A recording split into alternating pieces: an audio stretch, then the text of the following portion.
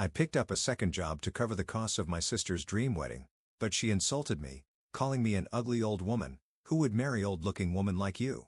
Furious, I canceled all the bookings and withdrew my financial support for her wedding, she shocked Bez. Her marriage ended and her fiancé broke off the engagement.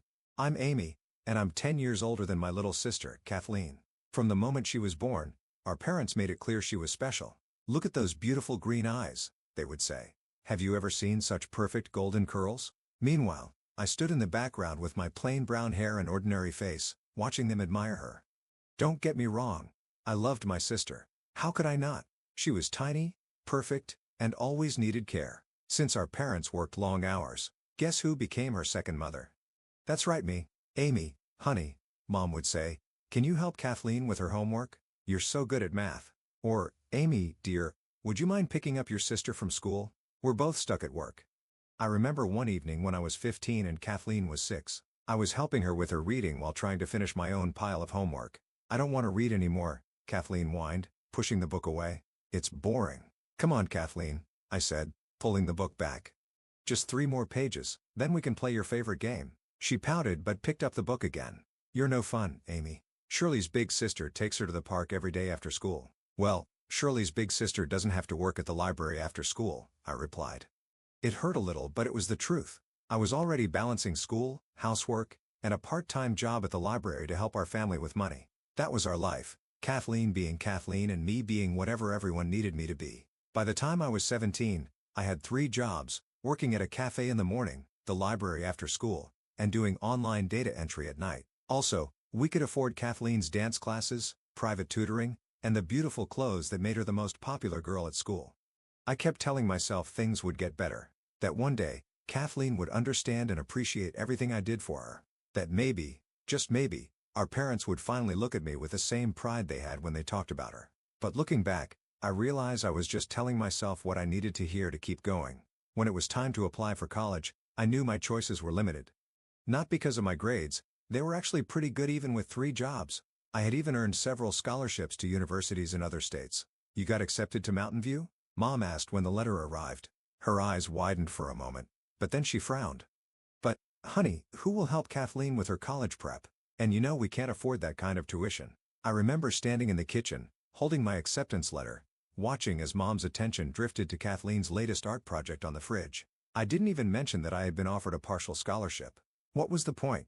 So I enrolled at the local city college, kept working at the cafe and library, and continued being Kathleen's support system. During my first year of college, my days were packed.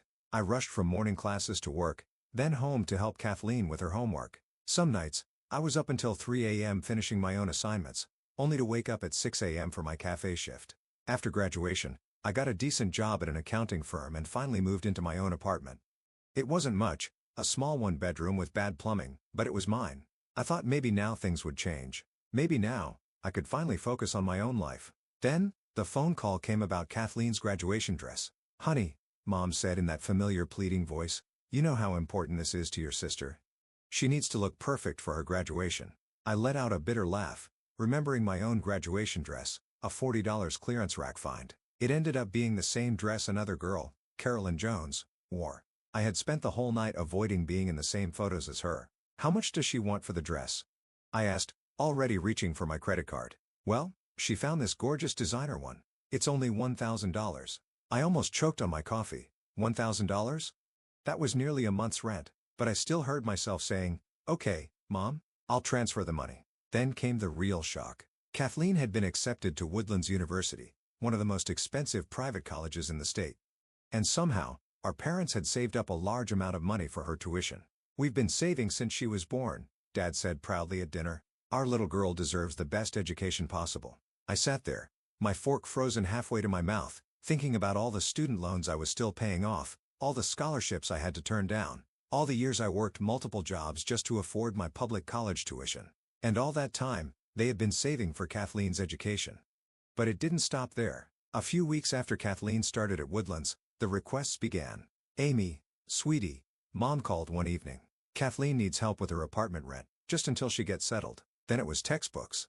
Then a laptop because all the other students had MacBooks. Then a new iPhone because the one I bought her last year was embarrassing. Food money, clothes money. Every week, there was a new expense. A new emergency. A new reason why Kathleen needed my help.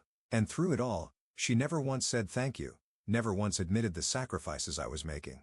To her, I was just the family ATM, always giving, never questioning. 4 years later, I was at my kitchen table, reviewing my monthly budget, when my phone rang. Mom sounded excited.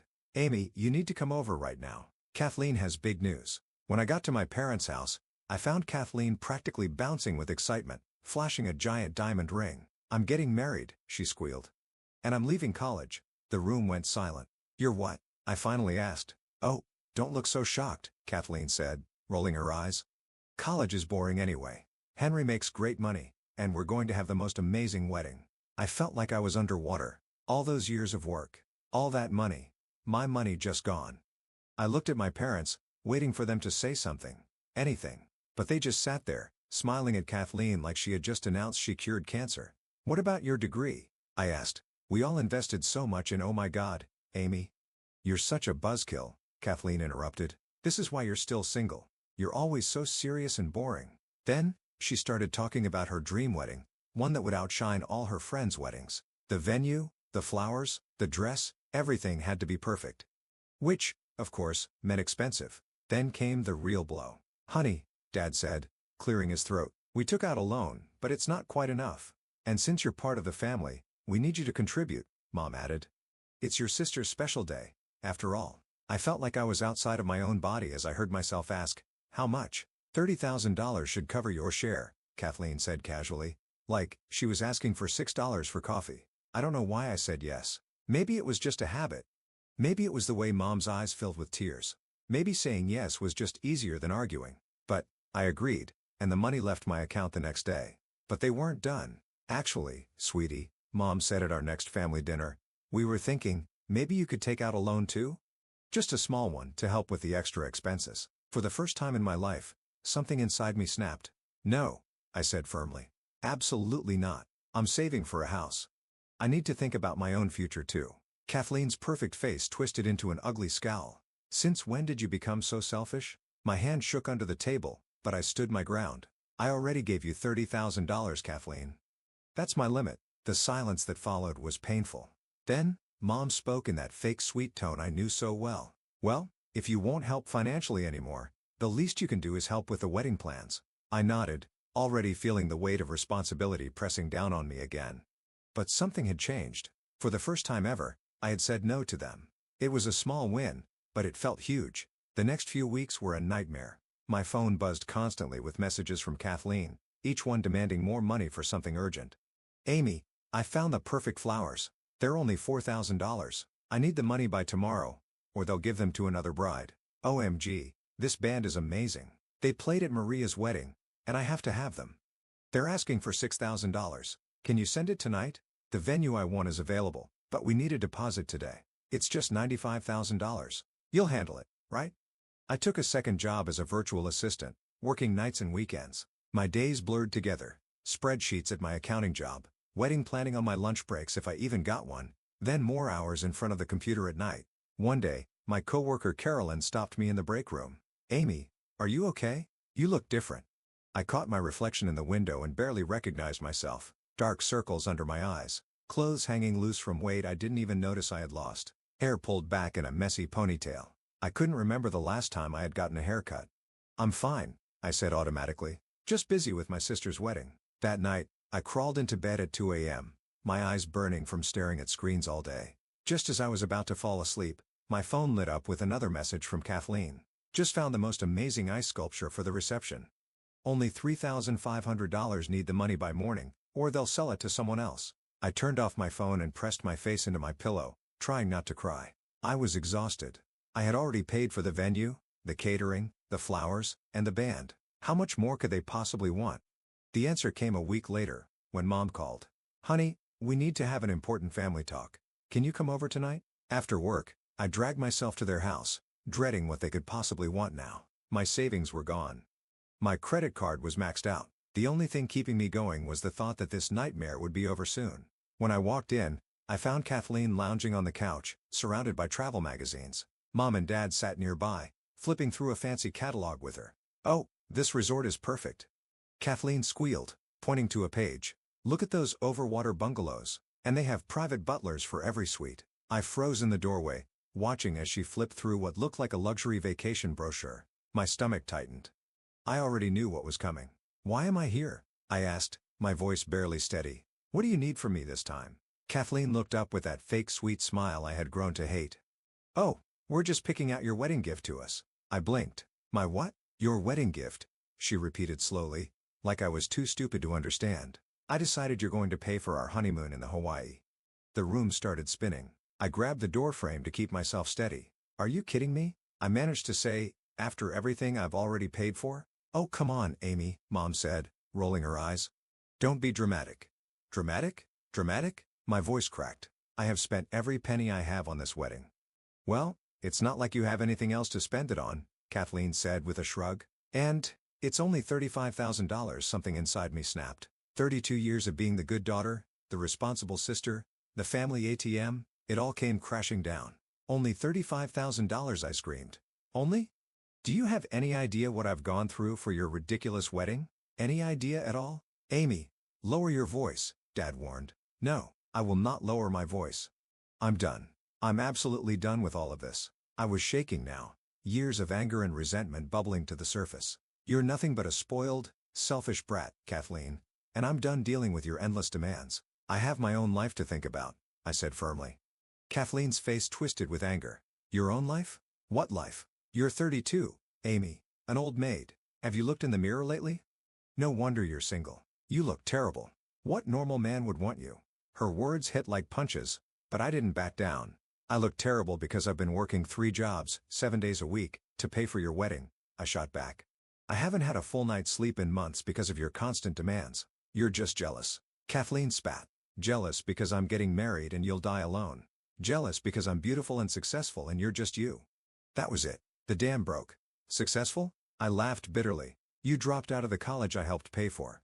Beautiful? Your soul is as ugly as they come. You've never worked a day in your life. You've never thanked me for anything I've done for you. You act like the world owes you everything." I took a deep breath and looked her in the eye. "You know what? I'm done being part of your spoiled little world." I turned and stormed out of the house, Kathleen's voice screaming behind me. "You're nothing but a jealous witch. No wonder no one will ever marry you." Behind me, I heard Mom and Dad join in, throwing insults at my back. But for the first time in my life, I didn't turn around. I didn't apologize. I didn't give in. By the time I got home, my phone was blowing up with messages. Mom had sent at least 35 texts, each one nastier than the last. "How dare you speak to your sister that way after everything we've done for you? You're nothing but a selfish, ungrateful daughter. How could you ruin your sister's special day?" I stared at the messages until the words blurred together. Then, I did something I had never done before. Something that felt both terrifying and freeing. I opened my laptop and started sending emails. To the venue, "I need to cancel the reservation and withdraw my payment." To the florist, "Please cancel the order for the wedding arrangements." To the catering company, "I'm canceling the food service for the following date." To the band, "Unfortunately, I need to withdraw my booking." One by one, I undid everything I had arranged for Kathleen's wedding. My hands were shaking, but my mind had never been clearer. The wedding was only 3 weeks away. But I didn't care anymore. With each cancellation, I felt lighter. Then, all hell broke loose. My phone started ringing non-stop. When I blocked Mom's number, she started calling from Dad's phone. When I blocked that number, Mom started calling from their landline. Then came the messages from everywhere. Email, Facebook, Instagram, WhatsApp. I blocked them all. "Amy, please call your Aunt Heather." "Why won't you answer Uncle Douglas's calls? Your cousin Helen is very upset with you." "How could you do this to your own sister?" Calls came from distant relatives I hadn't spoken to in years, family friends I barely knew. Even Kathleen's future in-laws. I stopped answering my phone altogether.